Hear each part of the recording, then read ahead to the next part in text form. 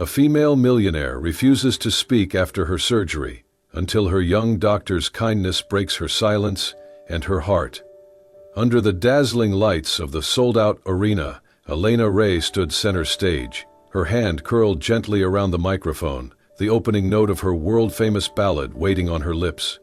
The crowd roared with anticipation, chanting her name like a prayer, phones raised, hearts open. But as she opened her mouth to sing, a sudden sharp crack in her voice broke the illusion.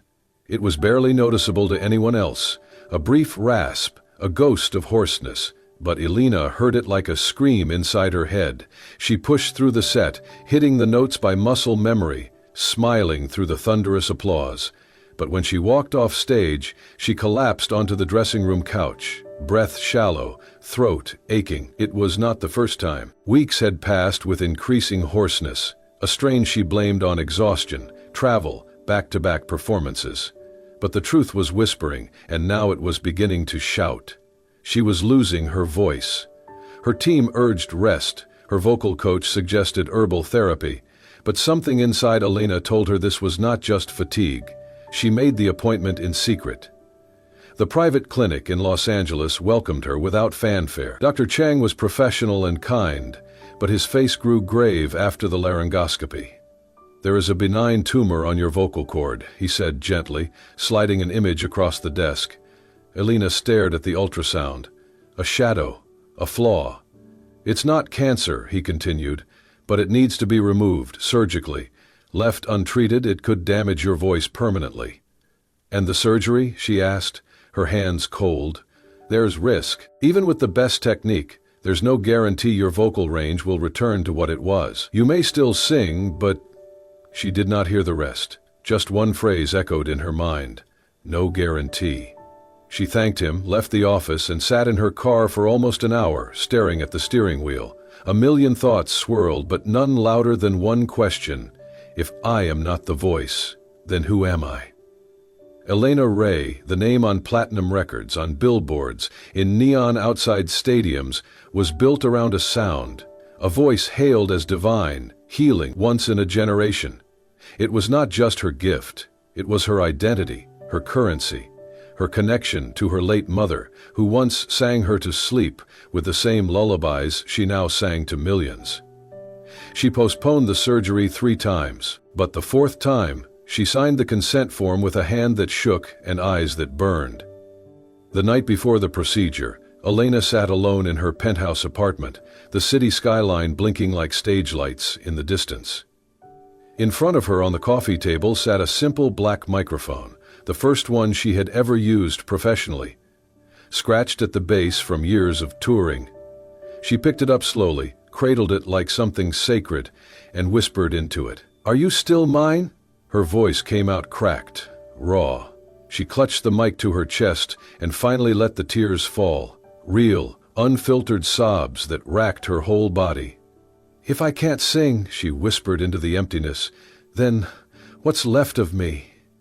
In the sterile white of the surgical suite the next morning, Elena lay on the operating table, surrounded by masked faces and machines that beeped steadily. She did not speak, she did not joke.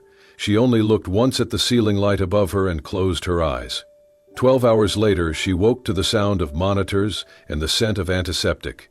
A nurse leaned over her. "Elena? You're awake. The surgery went well." Elena tried to speak. Nothing came out. She felt the fire in her throat, the bandage at her neck, the soreness in her chest, not from the incision but from something deeper. The surgeon visited her an hour later. "Everything went as planned. The tumor was removed cleanly. You'll need weeks of complete vocal rest, then gentle therapy." She nodded once. He smiled. "You'll sing again, Elena, but it will take time." She nodded again, but her eyes said something else. She spent the first night staring at the ceiling of her hospital room. No television, no music, no phone, just silence. When the nurse came in the next morning with a tray and asked how she was feeling, Elena picked up the pen and paper left by her bed. She didn't write anything, she just stared at the blank page. And in that moment, she decided. She would not speak, not until she was sure. Not until she knew that what came out would not shatter the last piece of herself she had left. The world outside still called her a diva, an icon, a phoenix. But inside, Elena Ray had gone quiet. Not just in voice, in soul. Dr. Michael Lynn did not know he would be assigned to Elena Ray until he walked into her room and saw her sitting by the window, her back straight, her gaze distant, her silence deafening. Her name was printed neatly on the chart he held in his hand. Elena Ray, vocal cord surgery, high-profile patient, no complications but voluntary mutism since recovery. Michael had heard her name, of course. Who hadn't? But he was not the type to worship celebrity. Fame, in his opinion, was often a distraction from truth. Years ago, he had played guitar and written songs in his college dorm, dreaming of the stage, until life, his father's illness, the bills, the real world, pushed him toward medicine instead. Music had faded into the background, until now. He stepped into the room with quiet purpose. "Good morning, Miss Ray," he said softly. She turned her head slightly, acknowledging him with a blink, but said nothing. "That's okay," he continued. "I talk a lot anyway." For the next several days, Michael followed his routine: check vitals, monitor healing, offer basic vocal exercises, not expecting a response. Elena listened, sometimes nodded, often stared out the window. She was meticulous, emotionally guarded. But what struck Michael most wasn't her fame, it was the weight she carried. It was not grief for a career, it was deeper, more personal, as if her very self had been carved out along with the tumor. On the 5th day, Michael brought a speaker. He placed it on the side table without fanfare, pressed play, and let the soft notes of one of her earliest songs fill the room. The song was a ballad, "Only Sky," a track Elena had recorded before she became a household name. Its lyrics were gentle, raw, full of longing. It was not a hit, but it was real. Elena froze. She did not move as the song played, but her fingers curled slightly on the edge of the blanket. When it ended, she closed her eyes, then opened them slowly, still silent. Michael didn't say anything. He just pressed play again the next morning, and the next. Different songs each time, some from her albums, some lesser known, all full of the voice she once owned, the voice she feared to find again. He never asked her to sing, never even asked her to speak. He just sat with her, humming softly, sometimes tapping his fingers on the chair arm like a metronome, a quiet companion in the echoes of her former life. One afternoon, as golden light poured through the blinds, Michael chose a song called "Wild River," a track rarely performed live but known by die-hard fans for its haunting chorus. He leaned back in the chair and, without thinking, began to sing along under his breath. His voice wasn't perfect. It was warm, grounded, more storyteller than star. It filled the room not with showmanship but with sincerity. Elena's hand resting on her lap trembled. She turned her face toward the window, away from him, and the silence stretched thin until a single tear slipped down her cheek. Michael stopped singing, but he didn't apologize. He didn't retreat. Instead, he spoke gently, like one speaks to a melody that might break if handled wrong. "You don't have to sing," he said. "You don't have to speak. But whatever you're feeling, it's still music. And I'll sit here until you're ready to hear it again." Elena didn't respond, not with words, not with a nod. But as the last chord faded, she reached for a tissue, wiped her eyes, and then pulled the blanket tighter around her shoulders. It was not surrender. It was not healing. But it was the first note in a song neither of them had expected to write. During a particularly grueling late shift, Michael found himself in the dimly lit hospital break room, the hum of vending machines and distant monitors providing a monotonous backdrop. He poured himself a cup of the all-too-familiar stale coffee, the bitter aroma doing little to invigorate his weary senses. As he leaned against the counter, contemplating the long hours ahead, the door creaked open. Clara, one of the veteran night nurses whose presence was both comforting and commanding, stepped in. Her salt and pepper hair was pulled back into a neat bun, and the fine lines on her face spoke of years dedicated to patient care. Clara moved with practiced ease, retrieving her favorite mug from the cupboard, a ceramic piece adorned with fading daisies. She filled it with hot water, the steam rising as she dipped a chamomile tea bag into the cup.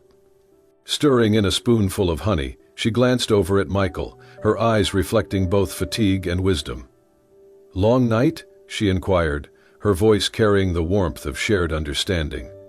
Michael offered a tired smile. "Aren't they all?" Clara chuckled softly, taking a seat at the small table in the center of the room. She gestured for Michael to join her. "Take a load off for a minute, you look like you could use it." Grateful for the brief respite, Michael sat across from her. They sipped their respective beverages in companionable silence for a moment before Clara spoke again. "You're assigned to Elena Ray, aren't you?" she asked, her tone casual but laced with curiosity. Michael nodded. "Yeah, I am. She's going through a tough time," Clara sighed, her gaze distant as if recalling memories from long ago. "I've seen her come and go over the years, always for minor treatments, nothing too serious. But one thing always stood out." Michael raised an eyebrow, prompting her to continue. "She never brought anyone with her," Clara elaborated. "No manager, no family, no friends.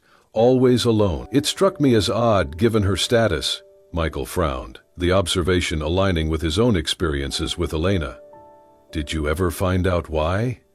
Clara hesitated, then leaned in slightly, lowering her voice as if sharing a confidential secret. "Out of curiosity, I did some asking around. Turns out, her mother passed away when Elena was just 12. Cancer. From what I gathered, her mother left behind a modest collection of vinyl records and an old cassette recorder filled with lullabies she'd sing to Elena." Michael felt a pang of empathy. Losing a parent at such a formative age was a wound that never truly healed. Clara continued, her eyes softening. "In an interview some years back, Elena mentioned that every note she sings is a way of speaking to her mother again. Music became her bridge to the past, a way to keep that connection alive."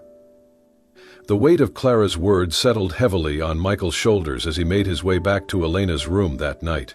The corridor was quiet, the usual bustle of the hospital reduced to the occasional murmur of nurses and the distant beep of monitor. He paused outside her door, taking a deep breath before entering. Inside, the room was bathed in the soft glow of a single lamp. Elena sat by the window, her silhouette framed against the backdrop of the night sky. She was wrapped in a pale blue shawl, her posture slightly hunched, as if the weight of her thoughts bore down on her. Her gaze was fixed on the world beyond the glass, watching the trees sway gently in the breeze. Michael chose not to disturb her contemplation. Instead, he pulled up a chair beside her, maintaining a respectful silence. They sat together, the quiet between them speaking volumes. It was a language of shared understanding, of unspoken support. The following morning, Michael arrived with a small package in hand. It was wrapped in a black velvet pouch, the material soft against his fingers. He placed it gently on her bedside table, accompanied by a folded note, before retreating to allow her the space to discover it on her own terms. When Elena awoke, the glint of the pouch caught her eye. She reached out, her fingers hesitant as they unfolded the note. The message was simple yet profound. "A voice can rest. A voice can break. But music finds another way. M?" Curiosity piqued. She opened the pouch to reveal a miniature ukulele. The instrument was a masterpiece of craftsmanship, sleek, polished honey-colored wood with nylon strings. Along the neck, delicate engravings of tiny wings in flight added an ethereal touch. Elena's breath caught in her throat. She stared at the instrument, a myriad of emotions flickering across her face. Memories of her mother's lullabies, the vinyl records, the old cassette recorder, all came rushing back. Yet, she couldn't bring herself to touch it. Not yet. Michael, sensing her need for solitude, refrained from visiting her room that day, or the next. He understood the magnitude of what he had given her and the space she needed to process it. On the third day, as he approached her room, a gentle melody reached his ears. Peering through the slightly ajar door, he saw her. Elena was seated upright, the ukulele cradled in her lap. Her fingers moved tentatively over the strings, producing soft, clumsy notes. There was uncertainty in her movements, but also determination. She repeated the same progression, over and over. the simplicity of the tune resembling a lullaby. She didn't sing, she didn't hum, but there was a light in her eyes that hadn't been there before. Michael chose not to intrude. He watched from the doorway, a sense of hope blooming within him. That evening, as he settled into the recovery lounge, he noticed a sticky note affixed to his desk. The handwriting was neat, precise. "It doesn't sound like much, but it feels like breathing." A smile tugged at the corners of his lips. He carefully removed the note, tucking it into his wallet, a token of progress, of resilience. In the days that followed, the gentle strains of the ukulele became a familiar sound in the ward. Nurses would pause outside Elena's room, drawn to the delicate music that floated through the halls. It was as if the instrument had become an extension of her soul, expressing what words could not. Though Elena remained silent, her music spoke volumes. And Michael, perhaps more than anyone, understood the significance. He too had once set aside his own musical aspirations, believing that healing could only come from medicine, not melody. But witnessing Elena's journey reignited something within him, not regret, but recognition. They were two souls who had tried to silence their own songs, only to realize that music was an inseparable part of their being, and maybe, just maybe, they could find their way back to it. Together, the afternoon sun slanted through the high windows of the rehabilitation wing, casting soft gold across the worn floor tiles and rows of empty chairs. The hospital's piano, rarely touched, sat tucked in the corner near the indoor garden, a modest upright, slightly out of tune, but still holding warmth in its keys. Michael sat down quietly, fingers brushing the ivory with gentle familiarity. He had passed by it a dozen times, always resisting the impulse, but today something in him said now. Maybe it was the way Elena had lingered by her door longer that morning, ukulele still in hand, or the way she had looked at him yesterday, not distant, not broken, just afraid to believe. He started to play. The melody drifted out slowly, one of her own songs, Ashes and Air, a ballad from her third album, written in the wake of a heartbreak the tabloids had milked dry. But Michael remembered the original version, the live acoustic one she had sung barefoot on a charity stream, raw and stripped back. The chords were soft, minor turns wrapped in delicate pauses. He didn't look toward the hallway, didn't expect an audience. He just played for the silence, and for the woman who had forgotten how to speak to herself. He was on the final bridge when he heard the sound, not the creak of a door or the shuffle of shoes, but a voice, fragile, barely a breath, a single note. He turned his head and saw her. Elena stood a few feet away, eyes locked on his hands, lips parted, the sound trembling in her throat. Her body was tense, as if singing that one note had cost her everything. Michael stilled. She took another step forward and sat beside him on the narrow piano bench. Her fingers gripped the edge. Her chest rose and fell quickly. She opened her mouth again, no melody, just air. Then, softly, with every ounce of her courage, she sang a line. Only a line. But it was enough. The note quivered, cracked halfway through, but what remained was unmistakably hers. Delicate, emotional, steeped in something that had nothing to do with technique and everything to do with truth. When she finished, silence wrapped around them like a blanket. Michael did not clap, did not speak immediately. He simply looked at her, his voice soft when it came. "I didn't hear the voice you used to have," he said. Her eyes flickered, uncertainty blooming. "I heard the woman who's fighting her way back," he continued. "And that was more beautiful than any perfect note." Elena's lips trembled. She turned toward him, searching his face for something she couldn't name, something deeper than approval. Then her body folded forward, and she leaned into him, resting her forehead against his shoulder. Her breath hitched. And then the tears came, not quiet ones, not graceful, sobs that shook her entire frame. Michael wrapped one arm around her back. Careful, steady. He let her cry, didn't rush it, and when her voice finally came again, it was broken and raw, but real. "I'm scared," she whispered. "I'm scared that I'm not her anymore, that I lost her somewhere in that room, and I don't know who I am without the voice I used to be." Michael's grip tightened gently. "Then let's find out together," he murmured, note by note. For the first time since the surgery, she didn't shrink from his words. She nodded against him, tears still warm on her cheeks. Because maybe she didn't need to be her again. Maybe she could be someone new. The days that followed were filled with quiet progress. Elena, once silent and hollow-eyed, now greeted Michael with a nod, sometimes a smile.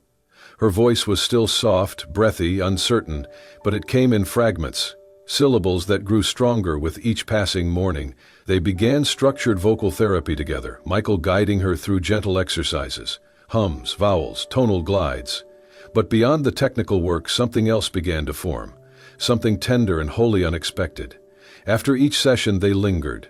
They talked not just about her throat, but about music, dreams, loss, and the strange silence that follows success. Michael confessed that he once composed music, that he kept it buried in a box under his bed. Elena surprised herself by asking to hear it. So, on a rainy afternoon, he brought his notes to her room. Sheet music scribbled in pencil, unfinished lyrics, fragments of melody that never found a stage. "I used to write about hope," he told her. "Then I stopped believing in it." She took the pages and read them like scripture. "Let's write something together," she whispered. And so they did. The song was called "Still Me." It was born in a corner of her hospital room, sung in pieces between tea and therapy and the rustling of leaves beyond her window. It spoke of brokenness and rediscovery, of fear and forward motion. A song not about being whole, but about being brave enough to stand in fragments. Michael played guitar. Elena sang the melody, sometimes faltering, sometimes glowing. Their hands brushed often, their laughter came easier, and one evening, as the final chord faded, she looked at him longer than usual. Her heart stirred, shy, uncertain, but real. A kind of trembling warmth that reminded her of her first years on stage, when every note felt like flying. He had become more than her doctor. He had become her anchor. But the world, as always, has a way of finding what should be left hidden. It started with a whisper on the internet, a blurry photo of Elena walking through the hospital garden. A fan who worked as a part-time lab tech had recognized her despite the scarf, despite the sun. Within hours, entertainment sites exploded with headlines. Elena Ray hiding in private clinic, health scare confirmed. Mystery doctor close to fallen star, new romance brewing. Reporters showed up outside the hospital gates, cameras, microphones, voices shouting questions into the wind. Michael was summoned to the administration office. "We need to protect patient privacy," they told him. "I know," he replied. "That's why I won't let anyone near her." He went to Elena's room afterward. She was sitting on the edge of her bed, pale and still, a laptop open beside her. The screen glowed with headlines. "I'm sorry," Michael said quietly. "I had nothing to do with it." She didn't look at him. "I know," she murmured, but something had already shifted. The next morning, she skipped therapy. The following day, she left her ukulele on the windowsill, and the day after that, she was gone. No goodbye, no note, just silence. Michael stood in the now empty room, the morning sun cutting sharp lines across the floor, and stared at the neatly folded blanket on her bed. He picked up the ukulele, ran a finger across its strings. She had walked away from the world once, now she had walked away from him. And though he knew why, knew the weight of fear, the fear of being used, being left, being wrong, it still hit like a song ending on an unresolved chord. He sat on the edge of the bed and whispered the first line of "Still Me" to the empty room, and this time there was no voice to answer back. Michael's apartment was small, the kind of place meant more for sleeping than living, but lately it had become a shrine to things unsaid. The walls, once filled with music, felt hollow now. Books stacked in corners, half-drunk cups of coffee on the windowsill, a neglected plant leaning toward the last of the sunlight, it all told the story of a man trying to hold something together when a part of him had already unraveled. The golden light of the setting sun slanted through the blinds, painting stripes across the floor and the front of his shirt. He sat hunched on the edge of his couch, his guitar balanced against his leg like an old friend he no longer knew how to speak to. His fingers moved on instinct, tracing over the strings with the hope that a melody might rise up and carry him out of the ache inside his chest. But every time he found a rhythm, it collapsed. Every lyric dissolved, every chorus died mid-breath. He strummed, stopped, strummed again, stopped. The silence that followed each attempt was heavier than the sound that came before. The ukulele still sat on his desk, untouched. It gleamed faintly in the dying light, a symbol of what had begun and what had been lost. Its presence filled the room more than music ever could now. Every time he looked at it, he remembered her hands over the strings, the way her eyes lit up, not with perfection, but with presence, with permission to begin again. But she was gone. He had searched for her, typed her name into every search engine, combed through headlines, social media, old articles. Nothing. No sightings, no news, no comeback interviews. It was as if she had vanished into thin air, just as she had once appeared. A week passed. Each day bled into the next. Work, eat, try to play, fail, sleep, barely, repeat. Then, one evening, as he climbed the stairs to his apartment, worn from another double shift and carrying takeout he barely had an appetite for, the doorbell rang. He froze. When he opened it, Clara stood there, out of breath but smiling softly, her nurse's badge still clipped to her scrubs. She held a slim envelope in her hands. "She asked me to give you this," she said gently. Michael took it, his fingers already trembling before he broke the seal. Inside was a single sheet of music paper, no lyrics, just a melody line, hand-drawn, tentative and full of breath. At the top, Elena's handwriting read, "Still me, unfinished but waiting." Below it, in her softer, slanted print, "If you ever want to hear this again, find me where there are no lights, no stage, just heart." He read the words once, twice, a third time. His chest tightened, not with sorrow, but with the recognition of something deeper.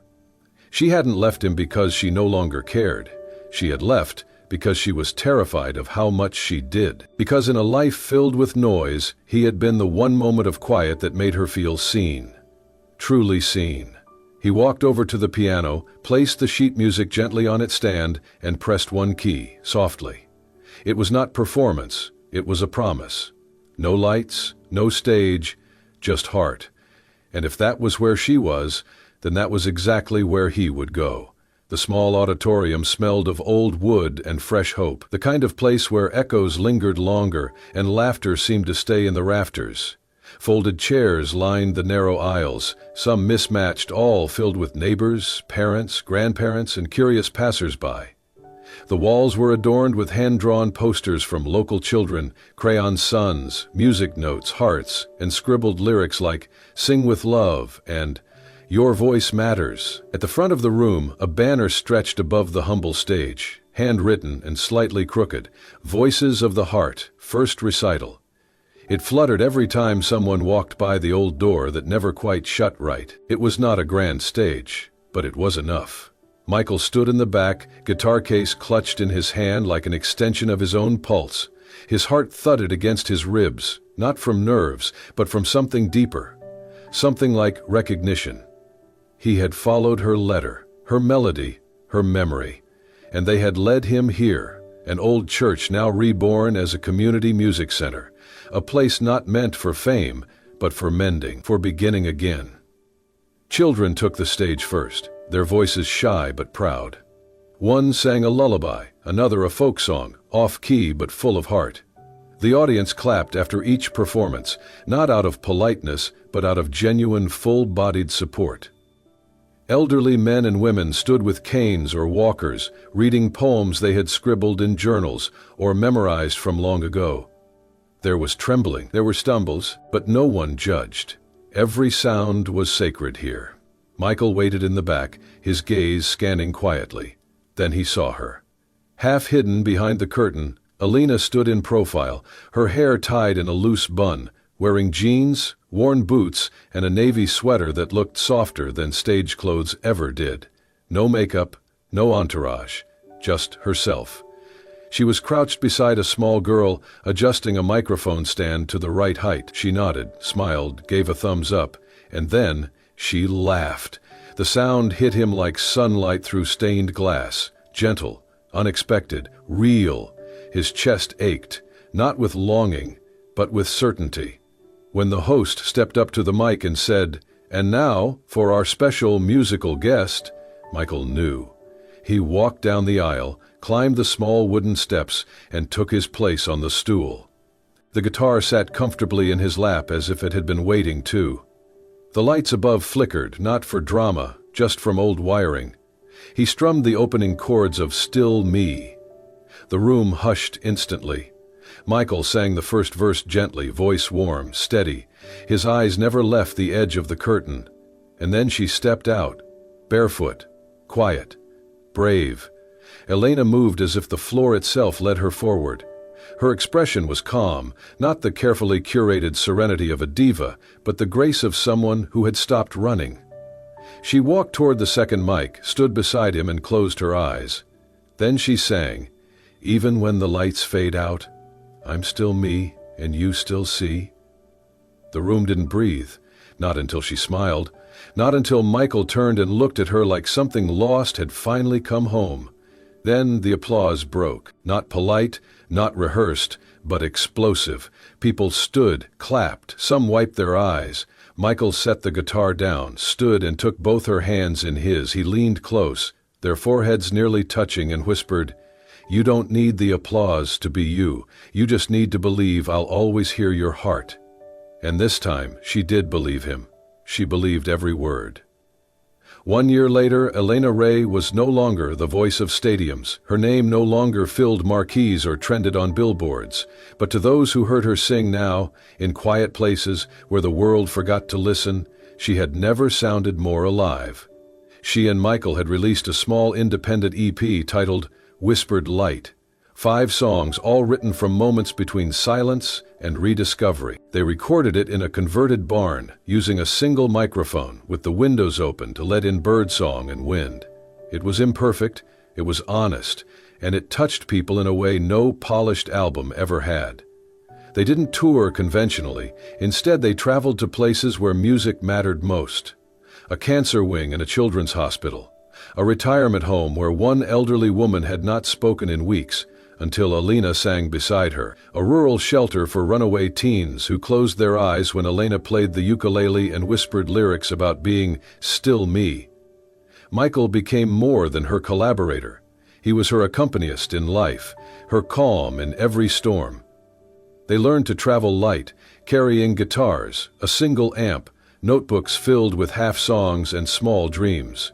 No entourage, no contracts, just purpose. Elena never reclaimed her old stage. She never wanted to, but she stood taller now, freer. When she sang, it wasn't to impress, it was to connect. One autumn evening they arrived at a lakeside town with a population of less than 1,000. The local community had built a wooden dock that doubled as a stage. Children laid down blankets, fireflies danced in the grass, someone brought a pie. As the last song faded, Still Me, now part lullaby, part anthem, Elena turned to thank the crowd, only to find Michael had set his guitar aside and dropped to one knee.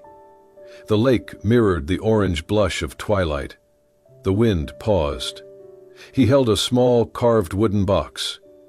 "Elena," he said, voice low, unshaken, "I don't want to be your spotlight or your stage. I just want to stand beside you, wherever the song goes next." She looked down at him, at the people smiling in the glow of lanterns, at the life they had built from the quiet, at the boyish hope in his eyes, and her voice, no longer afraid, was clear when she answered, "You didn't save my voice, Michael. You gave me a reason to use it again, even when no one was listening." He opened the box. She knelt down. They kissed beneath a sky turning gold, and somewhere, softly, the last note of a once-lost song carried into the trees. Thank you for staying with us through Elena and Michael's unforgettable journey, a story not of fame regained, but of identity rediscovered, of love born not under spotlights, but in silence, in patience, and in music, whispered gently between two healing hearts. You didn't save my voice, you gave me a reason to use it again, even when no one was listening. Let that be a reminder to all of us. Sometimes, the most powerful voices are the ones that rise after breaking, and the strongest love is the one that doesn't need an audience, just one person willing to hear you when you're afraid to speak.